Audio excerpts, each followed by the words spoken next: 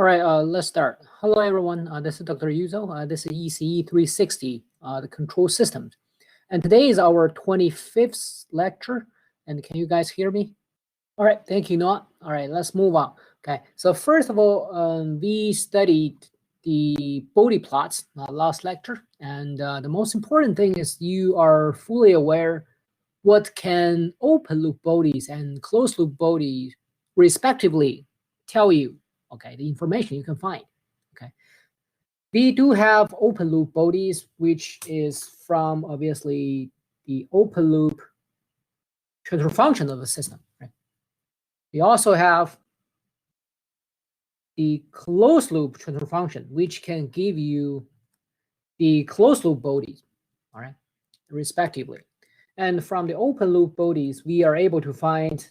Anyone remember what is a PM and GM? What are they? Phase margin and gain margin. Good. And we also can find two critical frequencies. Okay. Omega PC means what? The phase crossover and phase crossover and the gain crossover frequency. Very good. Okay. These are the definition for them. Okay. And also, where to find the phase crossover? According to the definition. Where when is it crosses negative 180. Very good. And how to find the gain crossover frequency? 0 dB. Very good. Intercept. Very good. Okay, so very critical two frequency moments. Okay, well, I shouldn't say moment because that's the time concept. So two critical frequency. Okay, frequency. We have two frequencies, and then they respectively gonna determine the PM and GM. And from the closed loop Bode plots, what can we find? A BM is bandwidth. Okay, we will see how to find the bandwidth. And theoretically, what does it mean by bandwidth? Bandwidth, it means what?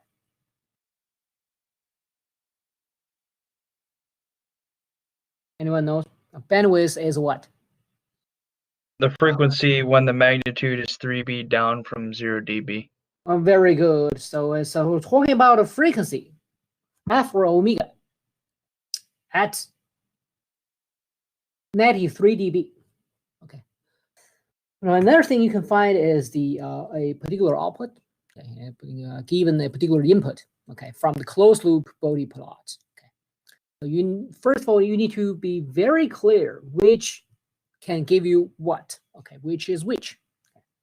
And if these are fine, then let's step into the example we have assigned. Let me first of all ask you guys, anyone got the answers? First of all, obviously question 1 is asking omega GC. Second one is asking omega PC. Anyone got omega GC value?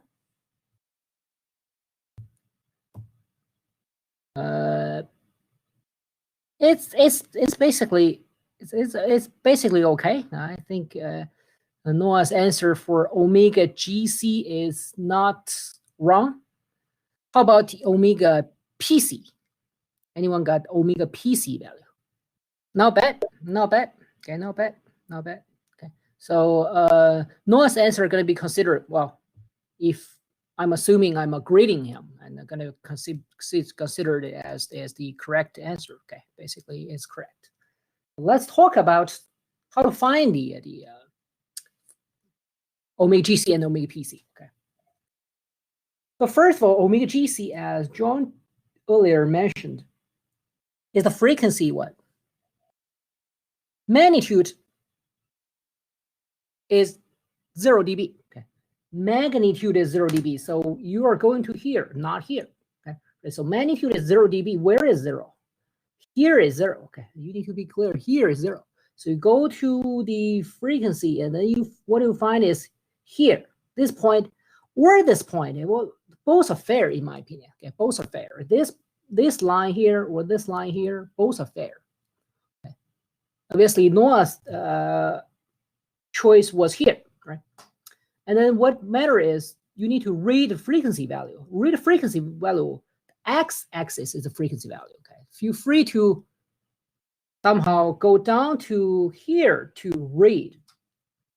No problem. However, the better way to do it is go up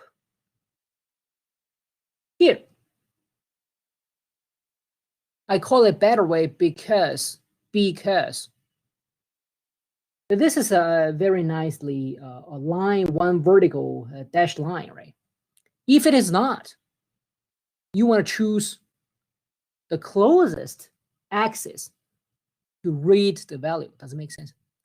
The longer, the further you reach to the axis, more error is possible. Okay. Of course, here, again, this is very nicely aligned with a dashed line. You won't miss it. However, still, the closer axis is easier and more accurate as well, right? So reading this value, which is omega GC, okay? So how to read it? You need to go to the closest, the major division, which is here, So it is not labeled. It's not labeled. However, you know here, this is what? 0.1, right? Here is 0.1. The next one here is what? 1. 0.1, 1. So here is what? 0.01, right? 0.01. 0.01, what's the next here? 0.02, 0.03, 0.04, 5, 6, 7, 8, 9. So 0.09. And be careful here. The given frequency is in radian per second. So should you do this omega GC? Okay. 0.09 radian per second. And of course, if you read here, this point, which is fair too, and then you end up with a 0.1 radian per second. Yeah, that's going to be considered as a correct answer as well. Okay. This is the omega GC. Next, omega PC. Omega PC, as John said again, is the frequency at where the phase equals negative 180 degrees. So negative 180 degrees is here, right? And then you go to the graph. Where are you intersecting? Here, right? It's basically this line. And then close this x-axis is down here, right? If you read it, what is it? Once again, this is 1. This is 2. This is 3. So omega PC equals to 3 radian per second. Right. 3 radian per second. And of course, Noah's answer is 3.1. 3.1 is not bad. It's not bad. Okay, because he's reading a little bit more than that. That's fine. 3.1 is okay. Okay. And this is how we find out the omega GC and omega PC. And next is time for gain margin GM and phase margin PM, right? GM and PM. So how to find GM? GM, you need to understand, first of all, you can write here, GM is equals to 0 minus a dB value, right? So what matters is, what is the dB value here? The dB value here is where you have frequency of what? Omega PC. Does it make sense? So at omega PC, you're reading the dB magnitude. So what do you want to do? This omega PC, you go up to reach the what? This point, right? Intersection with the magnitude at this point, and then you just need to read the dB here, and then you go to the y-axis, and you're reaching 90/40. So here is 90/40. Then 0 minus 9040 equals to 40 dB as the gain margin, GM. This is how you got GM.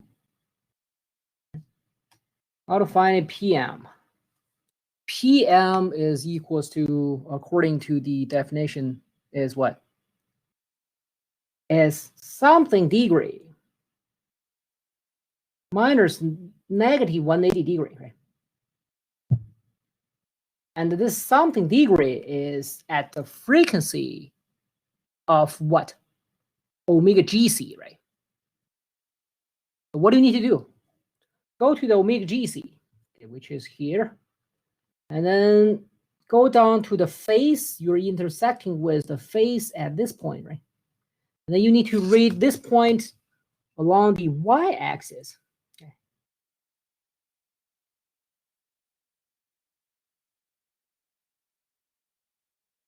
So this degree reading here, this reading here is the Francis's degree value.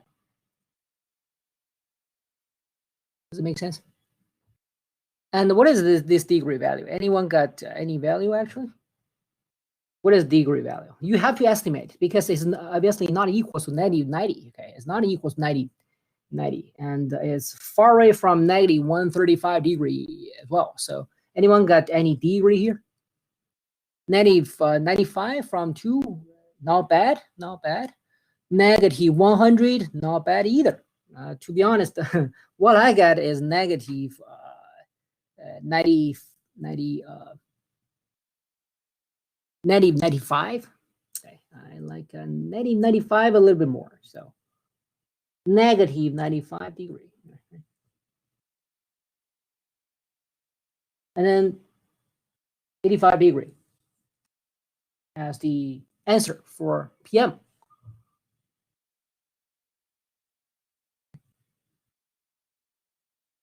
How to estimate this? Let me talk about this a little bit, okay?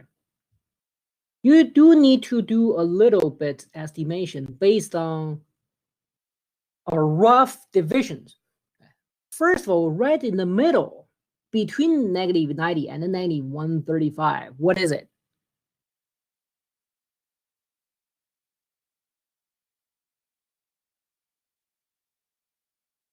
What is it?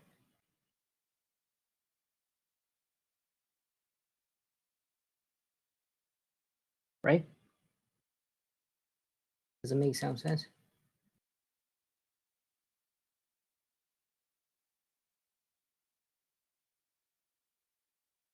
I'm sorry, this is 112, right? 112. 1.5 degree, right?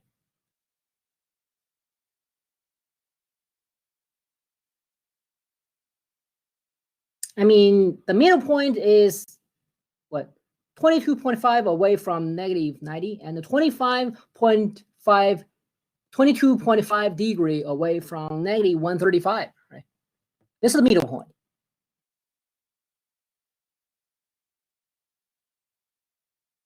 And then how you estimate is this, and then within this half division here, and then this point we are looking for is about what? 1/3 or 1/4, both are fair, around there, right? So the distance between negative 90 and negative 112.5 divided by 3 or 4, and then you got that distance. This is how you estimate it. Okay, it needs to be fair because if you estimate here as negative 120, there's no way to be right. There's no way to be right.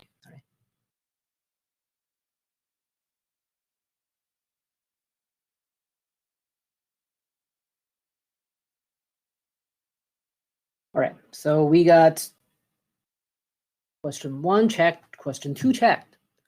Third one, looking for the system bandwidth, PM. Fourth one, given the particular input, look at this. Given the particular input, looking for the system output. Let's see how to do this in the what?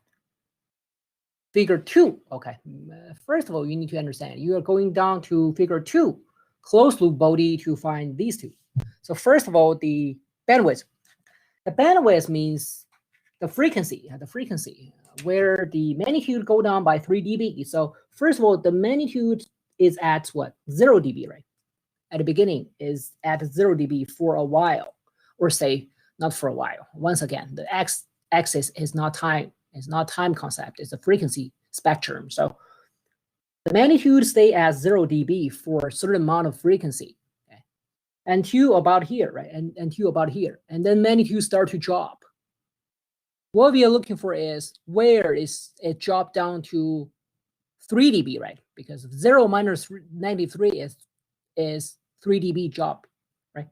So where is the 3 dB? Once again, you need to divide between 0 and -10 into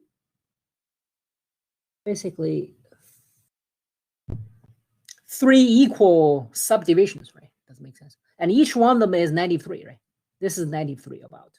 Okay, that's a fair estimation. And then what do you need? What you need is along this 93, you go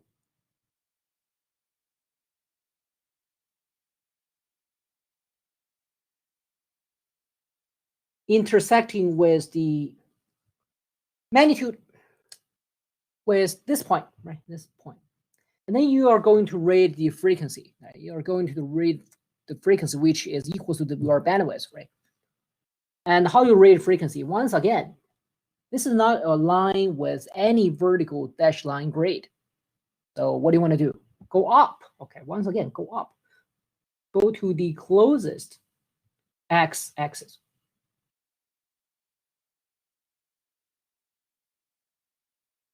Which is here, right? Which is here. The frequency value here. What is this frequency value? Anyone got any value here, actually?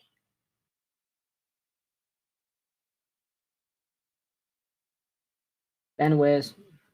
This guy is nothing but bandwidth. We just labeled it here. Anyone got any value? I like Tu's answer. I like Tu's answer. 0.15 is a fair result. A fair result. First of all, be very careful. Okay, this point is obviously is already more than half of this division. If you call this as a division or subdivision, this point is already obviously more than half. So it's possibly to be 0.15, because once again, this is log. So the division here unevenly distributed. Okay. So you can't say this is say 0.13. That's definitely wrong. I mean, this is 0.16. Well, it's okay. Right. But definitely not 0.11. Right? Because 1 is basically here, right? 1 is basically here. 2, 3, 4, 5, 6, 7, 8, 9. Right. This is how you estimate. No way to be 100% accurate, but must make sense. Must make sense. Okay, this is bandwidth. Okay. Last. So this question 3 checked, and the last one is given input of 3 cosine 0.1t is an AC sinusoidal. Of course, it's AC sinusoidal. If it is DC, there's no frequency issue then. Okay. So input of 3 times cosine 0.1t. What does it mean? Okay. First of all, you got to understand input magnitude is what? Phase is what? What is the magnitude of the input? And what's the phase? Is that clear?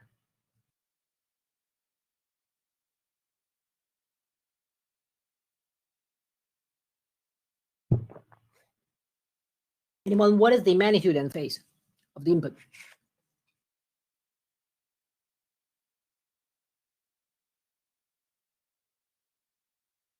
Anyone out there?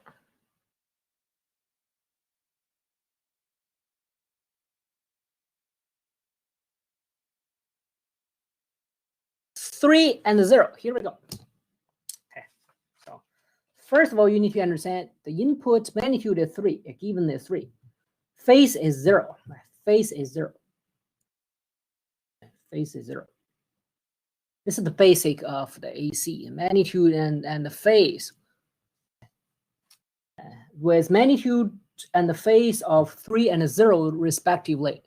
And then you go ahead to find the output.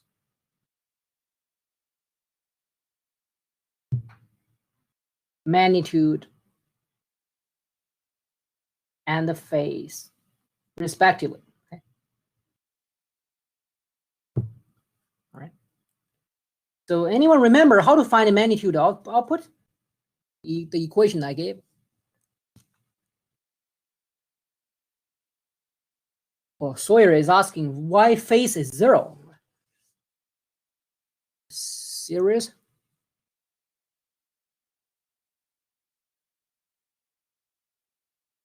Let me repeat it.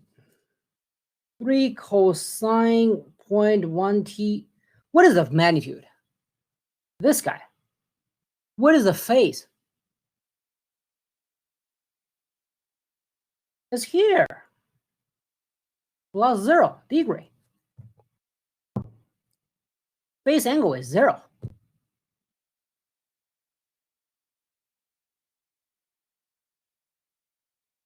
Is there any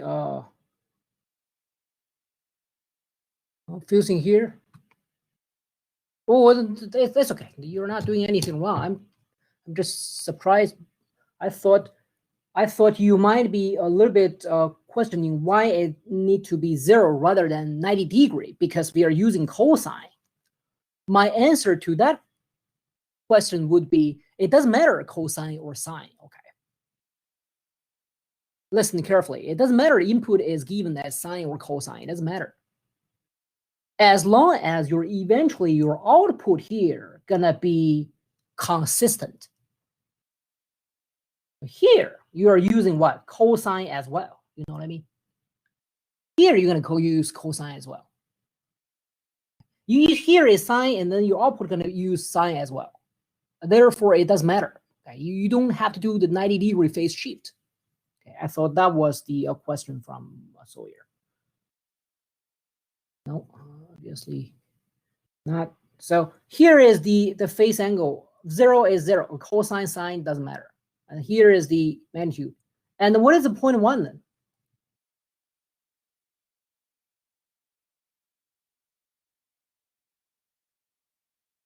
That's omega, the frequency that we're operating at. Exactly. This is very important. Okay. This is very, very important. Okay. As omega, correct. Okay, correct. Okay. Omega, very, very important. Because how we find the magnitude and the phase, you need a particular frequency value which is determined the input. Okay, determined by input omega. Okay, so let's go back to here. So magnitude equals to the input magnitude, which is 3. Do what? Anyone remember? The output magnitude equals what? 3, which is the input magnitude. Do what? Check your notes.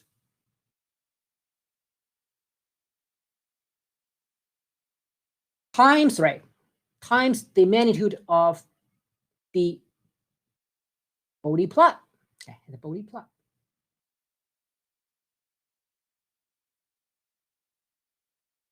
In Bode. Doesn't make sense. Magnitude is going to equals to 3, which is the input magnitude times the magnitude in the Bode. You read. How about the phase of the output? Equals what? Input phase, which is 0, do what? Plus, here we go. To remember. Good. Plus what? The phase in Bode, right? This is the equation we have discussed in previous lecture, right? So the output magnitude is in terms of the input magnitude and the magnitude at this particular frequency in the body. And the phase of the output equals to the input phase 0 plus the phase at this particular frequency in the body as well. Right? Therefore, what's the magnitude of the body? We go ahead to find it from this closed loop body plot. So frequency, once again, is determined by the input, which is 0.1 omega radian per second, which is right here, right? You see, right here. This is the omega. Input frequency, okay, which is 0.1. Okay, we got it. We located. And then what we need to do is just to find the corresponding magnitude and the phase in this body, which is here at this point. And another point is over here, right? So these are 2 points, basically. These are 2 points. These are 2 points. So the magnitude-wise, if you read it, is about what? Anyone can read it? This point is what magnitude? Negative 1.5. Correct. 91.5. Okay, 91.5 dB. Be very careful. This is dB. Okay, this is dB. Second, finding corresponding frequency. Frequency is over here, right? The frequency is over here. We just labeled. The frequency is, I'm sorry, the phase, not frequency. The phase at this input frequency is about what? Negative 45. Okay, this is very straightforward. You just go to here, negative 45 degree. So this guy is negative 45 degree. This guy is negative 45 degree. So now the phase of the output is very clear. It's 0 plus negative 45 degree equals negative 45 degree. Very easy. However, the magnitude output is not clear yet, because you obviously cannot use this 91.5 directly because it is in dB. So what do we need to do? Negative 1.5 dB equals to what?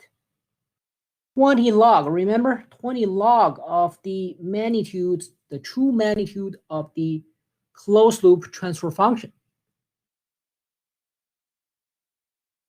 From this relationship, you can find the true magnitude, which you're gonna substitute into here.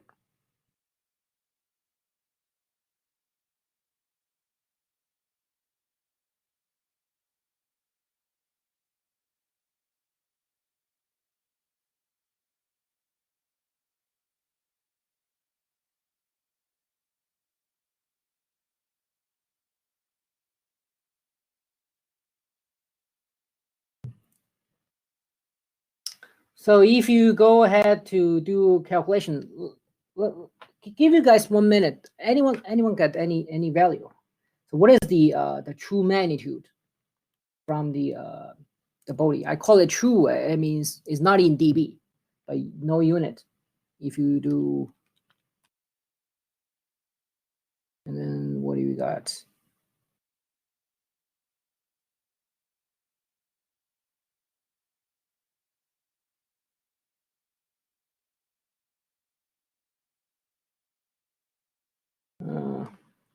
Actually, I'm trying to find it as well, and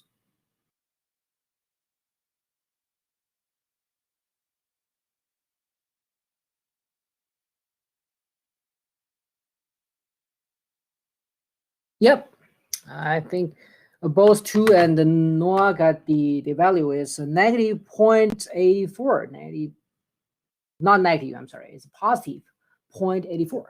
Positive 0.84 here. So above all, output signal is what? Magnitude equals to 3 times 0.84. which is around here, right? Remember to use the consistent sine or cosine. Right? Magnitude 2.52, which is equal to 3 times 0.84. A cosine. What's the frequency? What's the frequency? Because the angle is 90-45 degree. Very easy. You already got it. Okay. What is the frequency? Same. Here we go. Right. This is very important as well. What's the frequency of the output? Same. Okay, you're not changing the frequency. Okay, you're not changing the frequency. Generally speaking, a gain system, your transfer function won't change your frequency. No, it won't change. Okay. The input frequency is determining the system frequency. Okay. So here is the answer for question 4. Okay.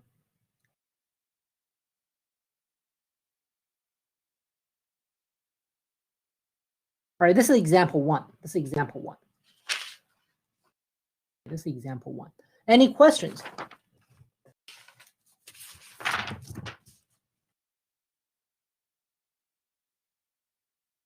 Yeah, I got a question on the bandwidth for that problem.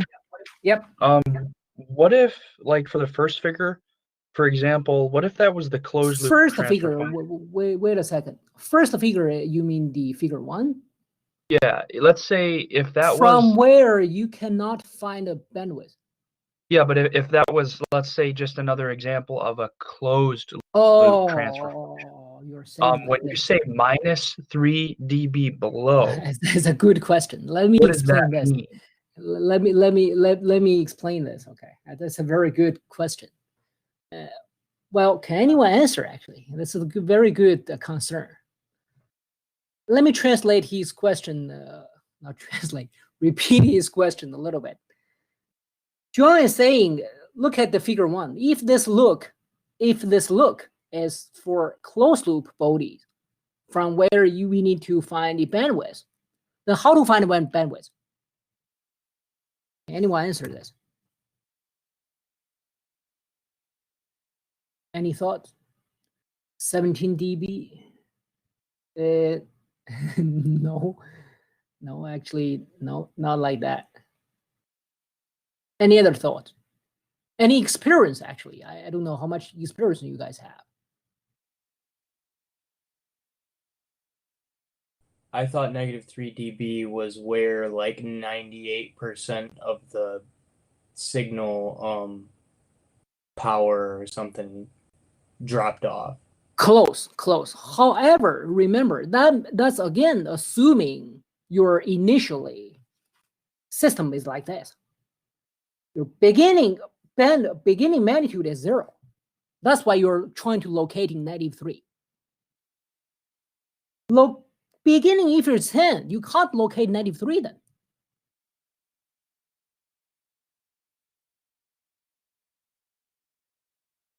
All right, this is a dropping by 3 dB is Right. not equals to -3 dB. Then how to answer John's question then? It looks like this. System is look like this. I mean, assuming this is a closed loop body. How to find the bandwidth? Going back to the original question. What is the bandwidth? The answer is closed loop body never been look like this. Closed loop body won't be like this, basically. I never seen that happen. Maybe for very high order system, too complicated to be studied. Maybe, but closed loop body, due to the feedback, can always look like this. Because you got to understand, for a higher order system, you're going to approximate it down to second order system, right? As we did in the design, right? In a second order system, there's no chance for that happen.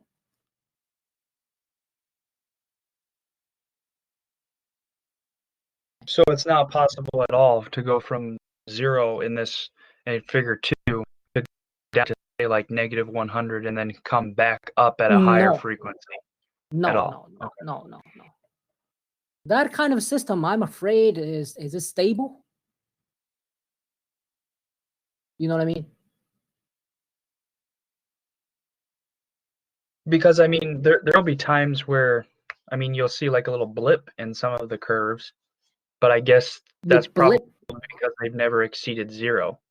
Because right? you're gonna see something like this, okay? Don't take me wrong. You're gonna see something like this, okay? Yeah, that's possible. Absolutely possible. You might even see something like this.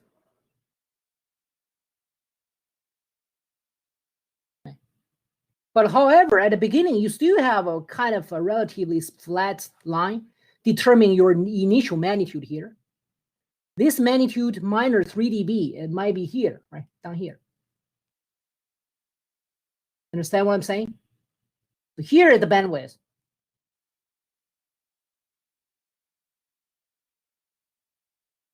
And so why is it that bandwidth isn't so concerned of whether or not it's positive over like negative? Like, why not? Is it positive 3 dB? Because that'd be when the signal is also being distorted from the original signal, wouldn't it? Your magnitude drop down by 3 dB means your output is attenuated a lot. We are looking for that bandwidth, that frequency. What frequency? You increase your frequency and it reached certain level so that your output magnitude is attenuated quite a lot, significantly. Therefore, any frequency signal beyond that boundary, which is bandwidth, is not a valid input. Your system cannot handle it anymore.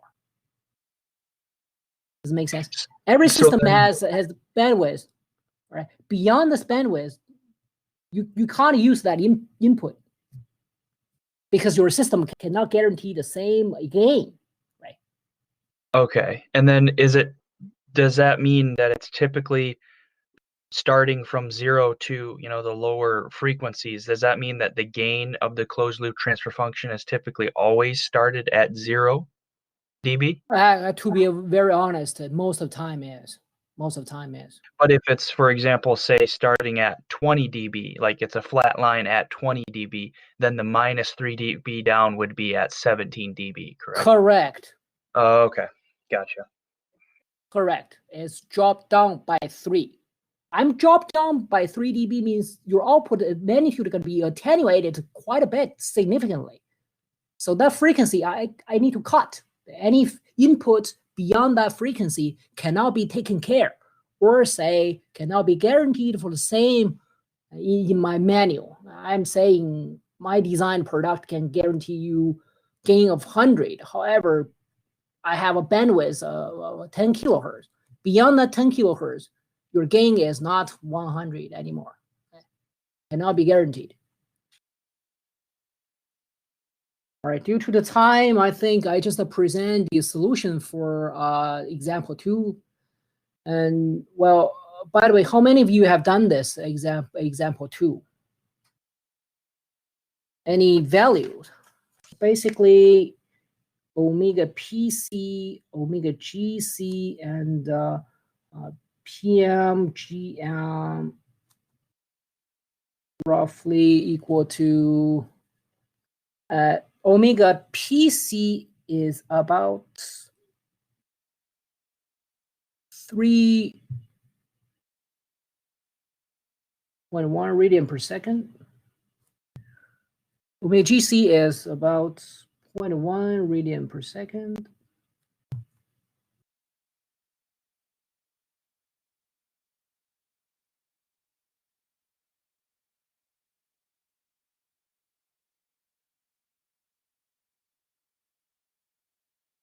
And PM equals to what? About 85 degrees. GM is around 38 dB. And the bandwidth is around, what is it? 0.12 radian per second. And output is around 3.16 cosine 3t minus 50 degree. Okay, these are the solutions I'm presenting. So if you can get the solution around them, don't have to be exactly same, around them, then you should be okay. That means you understand this problem. You understand this problem and how to find the solutions. Okay. All right, this is the example 2. Okay. Any questions regarding this? What would happen when, say, there is no omega GC? What happened if there's Like, no? for example, the phase doesn't cross negative 180. That's possible. That's actually possible. Your gain is never crossing the 0 dB. Okay, your PM is infinity. That's possible. Yeah, so it's kind of weird. Like, we're using omega PC for the calculation of GM, but we're using omega GC for the calculation of PM, right? Correct. Yes, Okay. Yes. So they're yes, kind of yes. inverted. Okay. Gotcha. Yep. And this, if you check your notes, you will see this is also consistent with the initial notes.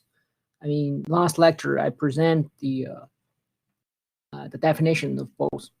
Okay, consistent with there. Okay. Yes, at omega GC you're looking for PM. At omega PC you're looking for the GM. Okay. Any other? All right. Any other questions? I mean, I don't know if you're going to eventually explain, but what now does it mean that we know the gain margin and the phase margin? Like, what does this mean? Like a frequency that we're introducing as the input? What this for is for your design, because at least in my elective 458, I'm introducing how you guys use this phase margin and in your controller design of a motor drive system. So you need another advanced course to understand how to use them. Okay.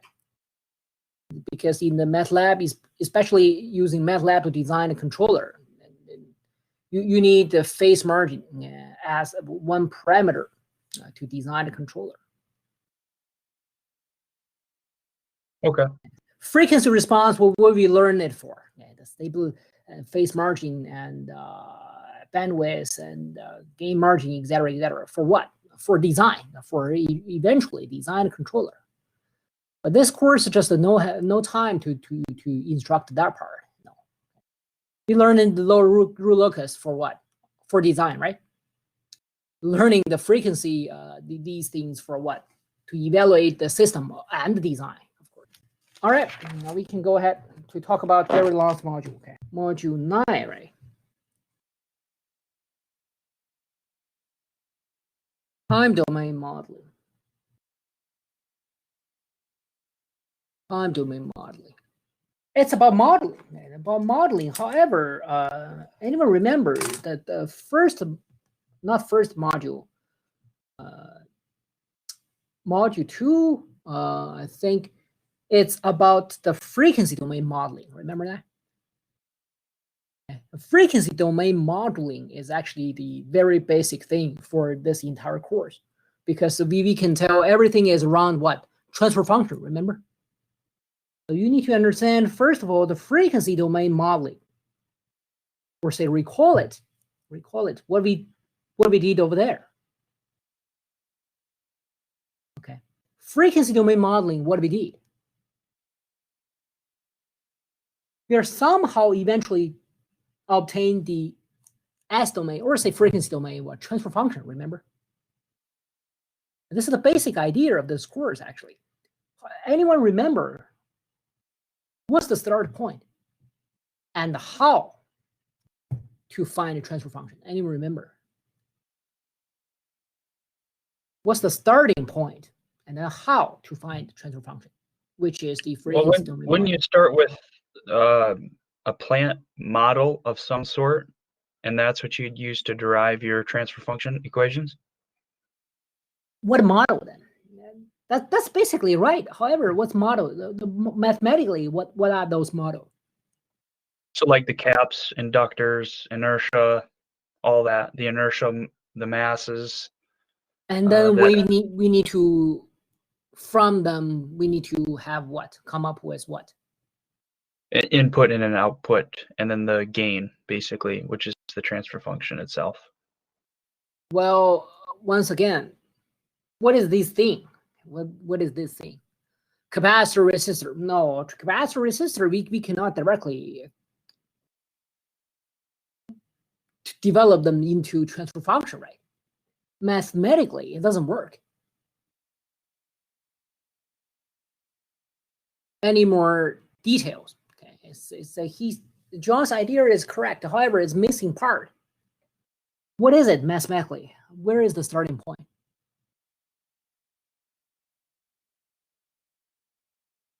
Anyone realize this?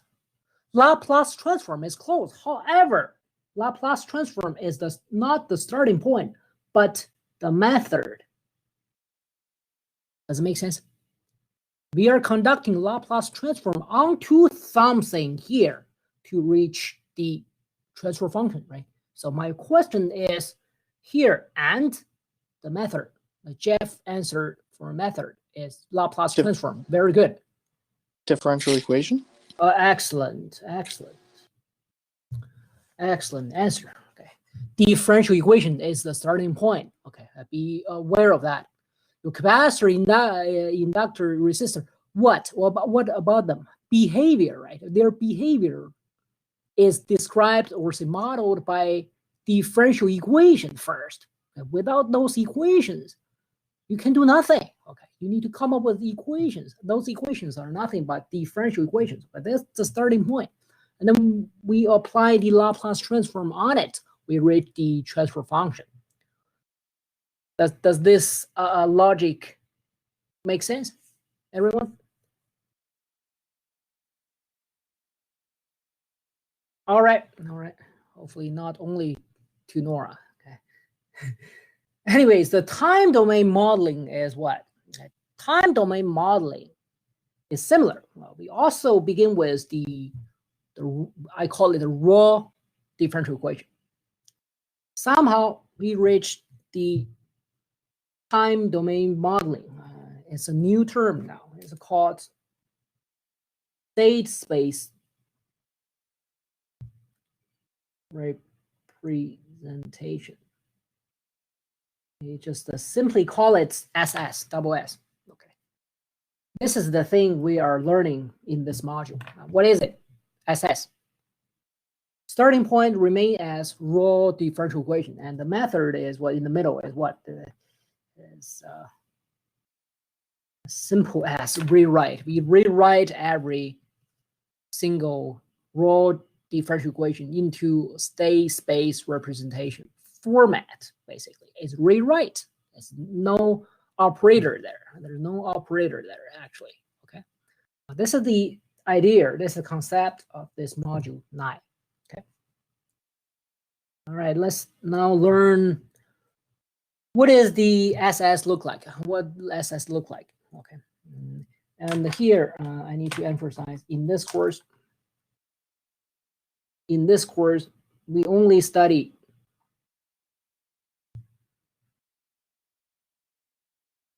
a CISO. Yeah. By the way, what do I mean by CISO? You guys ever heard this term? CISO and MIMO, right? Single in, single out. Very good. Single input and single output. Okay, that's the CISO. Okay? We only study this. Good. Single input, single output. And here, first thing, let's talk about the format of state space, why it is different, or say why it is the result of the rewritten differential equation. Format is called state equations and a output equation. And the state equation, we call it SE. Output equation, we call it OE. Okay. We have an abbreviation to represent them. And here, the equation is not plural, it's singular. Since what? Single output. All right, let's talk about the SE first. What is SE? As state equations is bunch of simultaneous equations.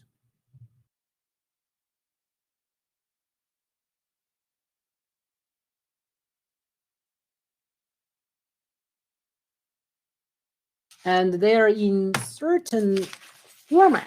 Okay, this is the tricky part.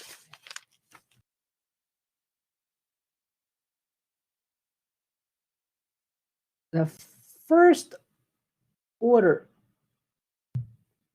derivative of state variable is equals to linear combination of state variable, which is represented by SV. SV is state variable, and your input. This is the description of the state equations. It's probably a quite new concept here.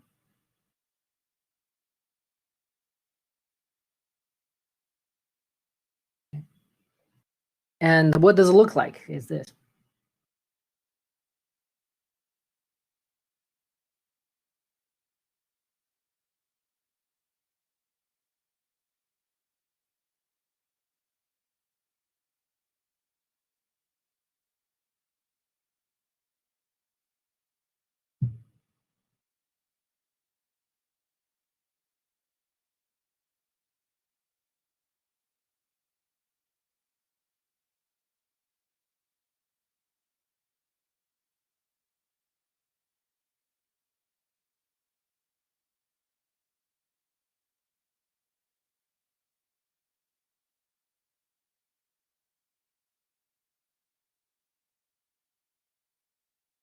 Okay, it looks like this.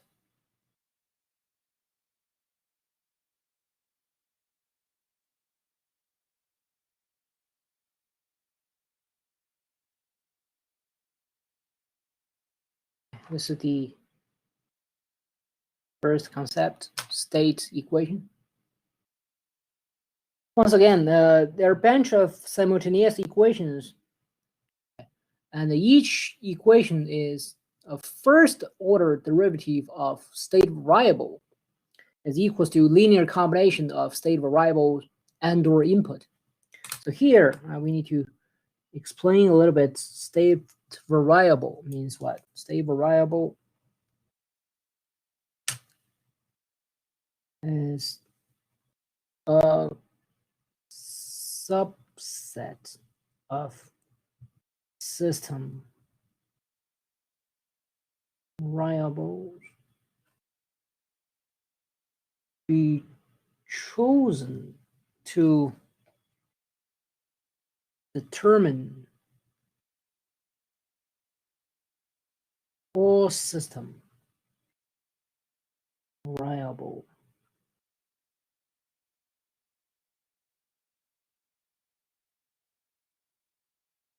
and must be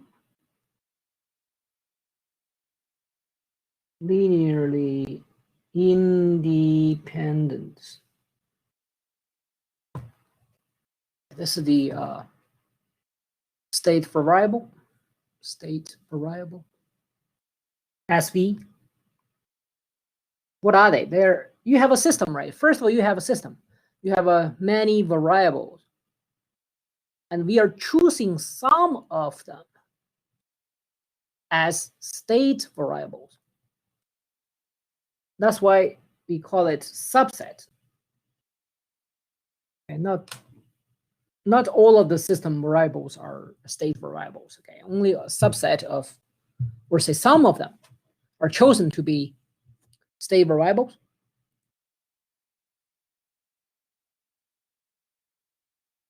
Okay. And they're chosen to determine all of the system variables. And this choice must make all of the state variables linearly independent.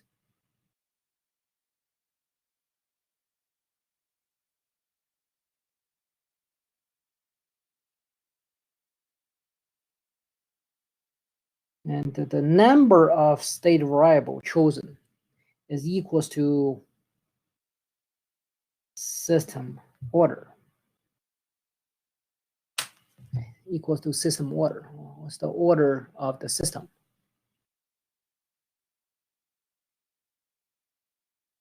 Okay. And going back to the states equations, what do you see here is, you see this is what? First order derivative of the first state variable, x1. Yes.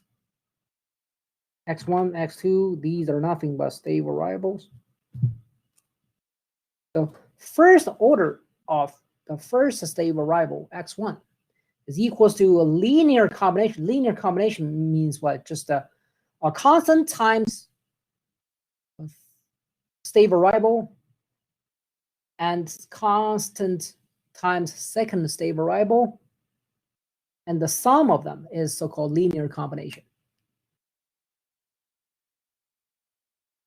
Linear combination of state variable like this, and or input. Okay, this is the input. U is the input. Remember SISO? That's why we only have one U, single input U.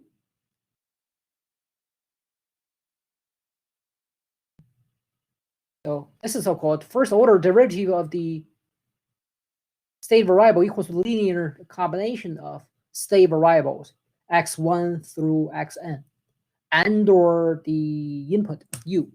Okay, this is how it's called. Okay.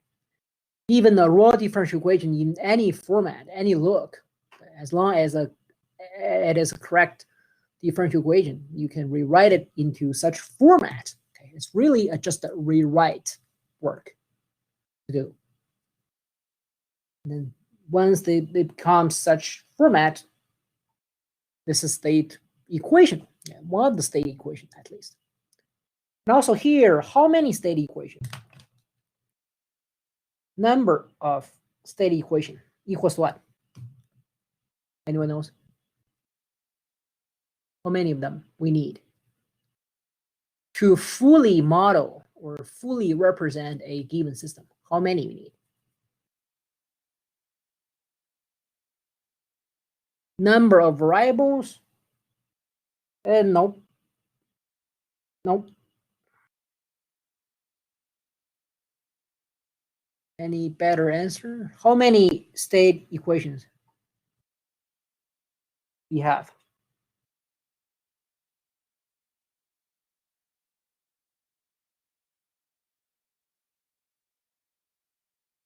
Anyone know?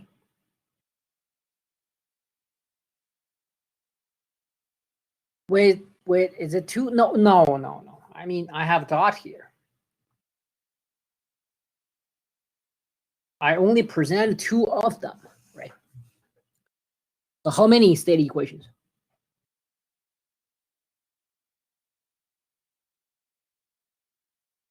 It's up to how many x state variables you have, right? Rather than variables, it's state variables you have. Does it make sense? The number of state equation equals the number of state variables, isn't it? Look at this. Okay. You have x1 through x10, then you should have 10 equations. Right? And the number of states variable equals what?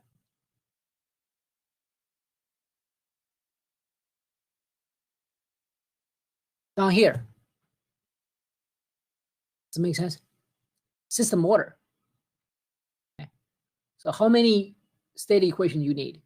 It's up to the system order.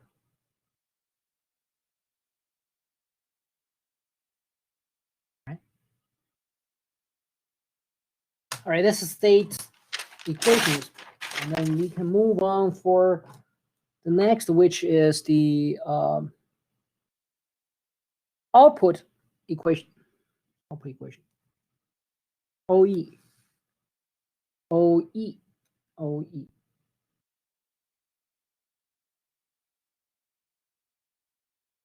Output equation is like this. Is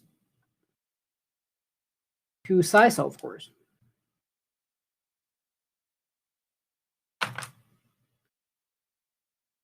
One equation, one output is equal to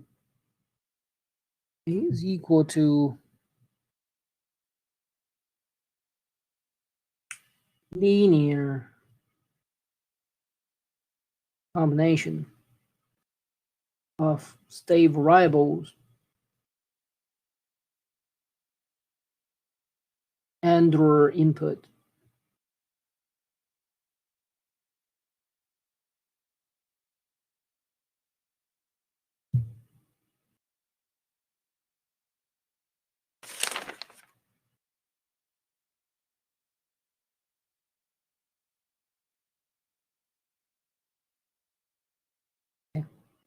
And what does it look like? But the output is represented by y equals to constant. This time the constant, we're using letter C to represent.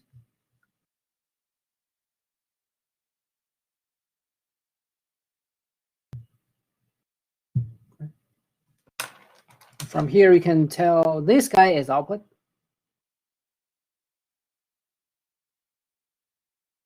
U is input.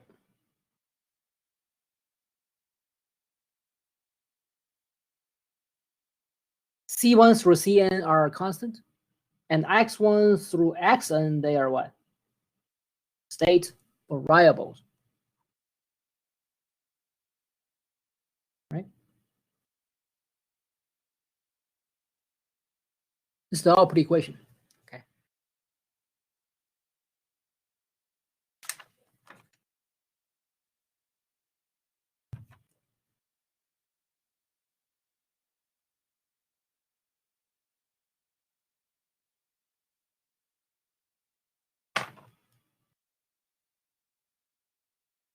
And once again, emphasizing a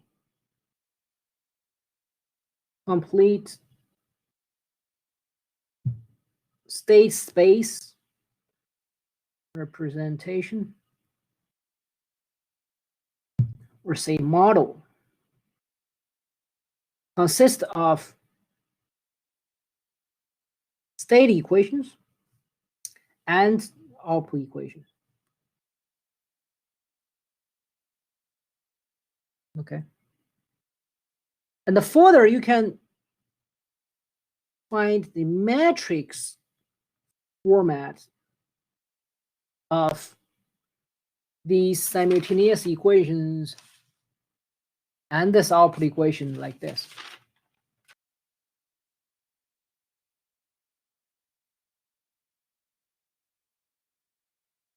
A times X plus B times U, and this is Y equals to C times X plus D times U.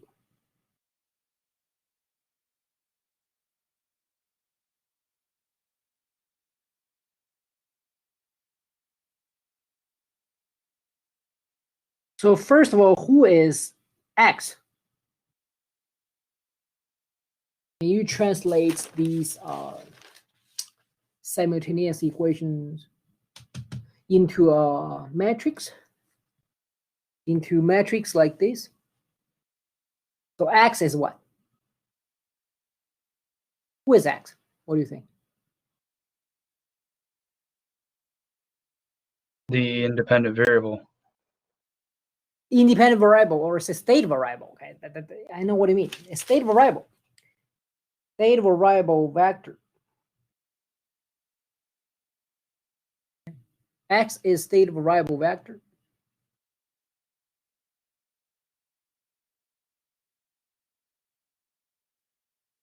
And then with dots on top here, this means what?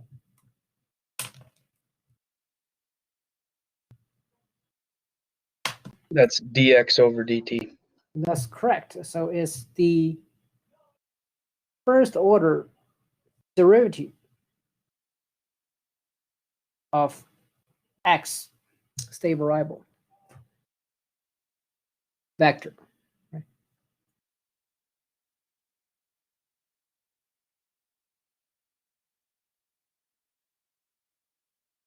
And it's not hard to guess y is what? Output.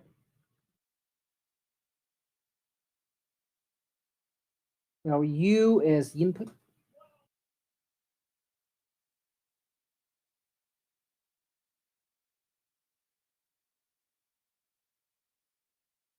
A is what? Don't forget, this is called matrix format. Okay, these are just matrix. Right? In other words, this means what? This means you have x1 dot x2 dots xn dots. This state vector state variable vector equals to a, which is obviously matrix, times x, which is x1 through xn, right? Plus, and obviously another matrix b times input u. Right?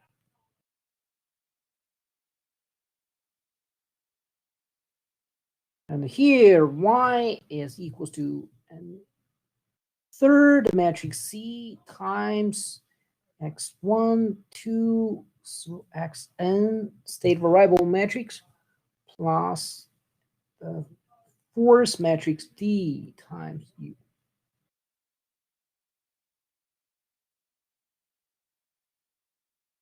You see these two are equivalent, blue and red, right? They're basically talking about the same thing.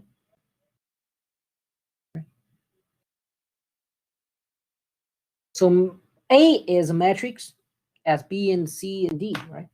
So A is matrix full of what? According to here. Full of those constants, right? A1, A2 through AN,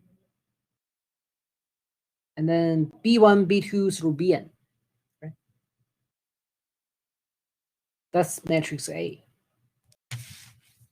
And we call it the system matrix. System matrix.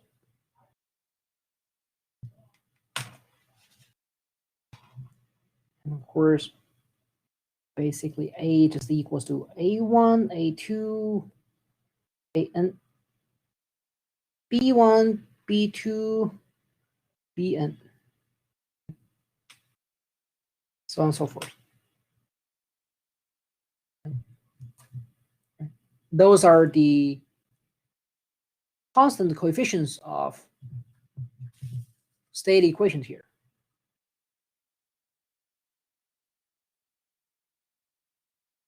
Right?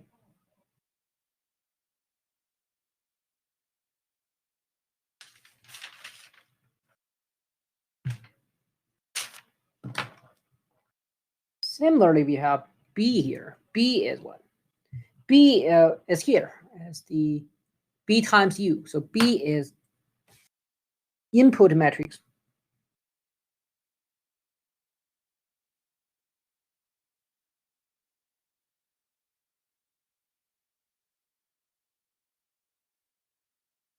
B equals what?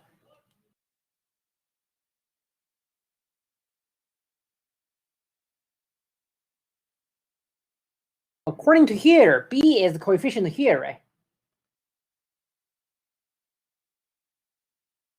This part is A times X. Here is B times U, right?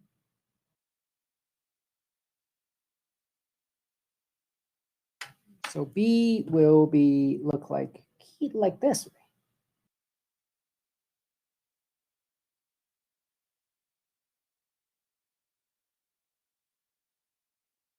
right? This is B.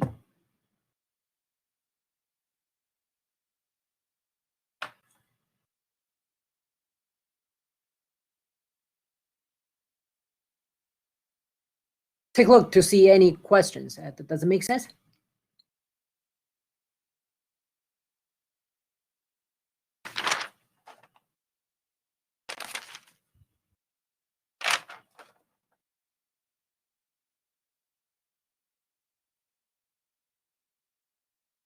If it does, then what is C then? C, we call it the output matrix. And what does C look like then?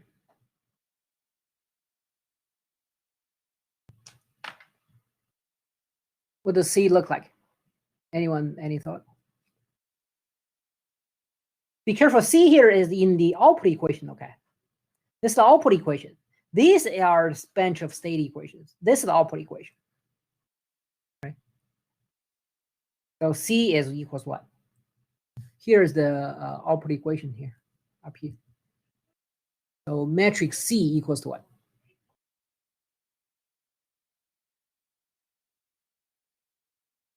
C1, C2, all the way through Cn. And how to write it? Is this very right? Horizontally. C1, very good. Horizontally, okay, that's very critical. It has to be horizontally. Here we go. This is C. By the way, why is has to be horizontally?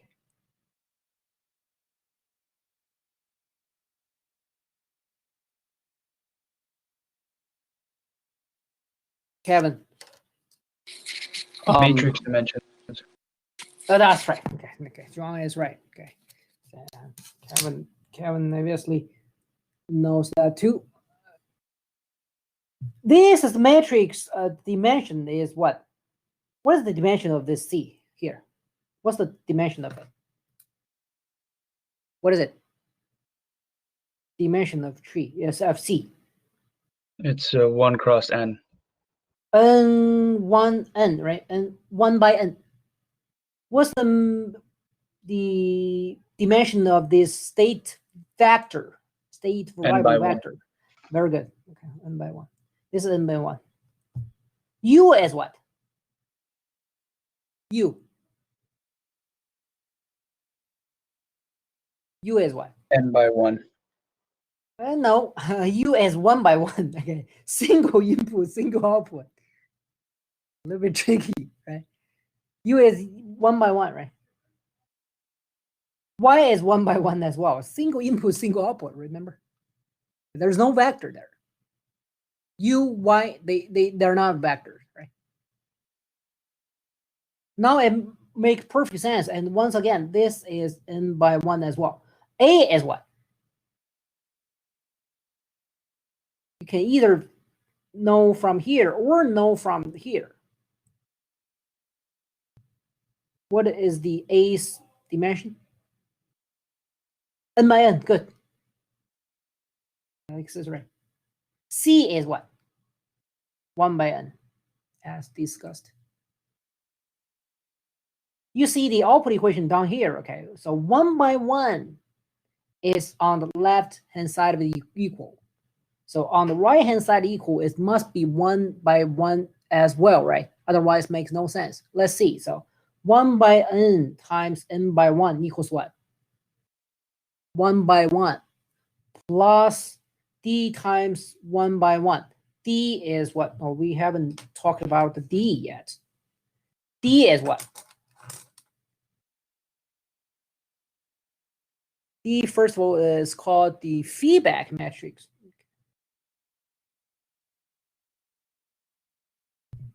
And what does the D look like? What's the dimension? Is the D. What do you think?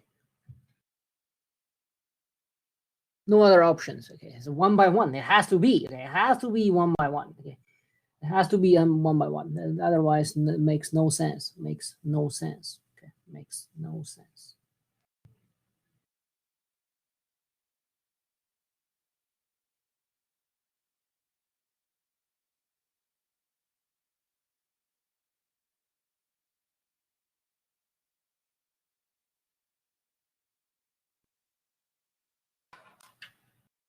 Oh, sorry, here. B cannot reach to C plus n.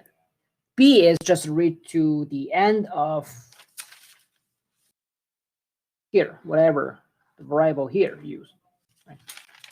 So C plus n, constant C plus n is entry of D. Okay. because here, because of here. C plus n is the coefficient of U input. So this guy is D. 1 by 1 as well. B is n by 1. B is n by 1. Right. So take a look at this page to see any questions. 1 by 1. B n by 1. A n by n. Okay.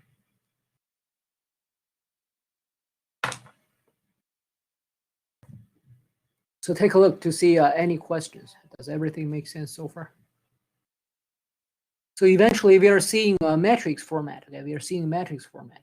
All right, thank you for attending today's lecture, and talk to you guys on next Monday.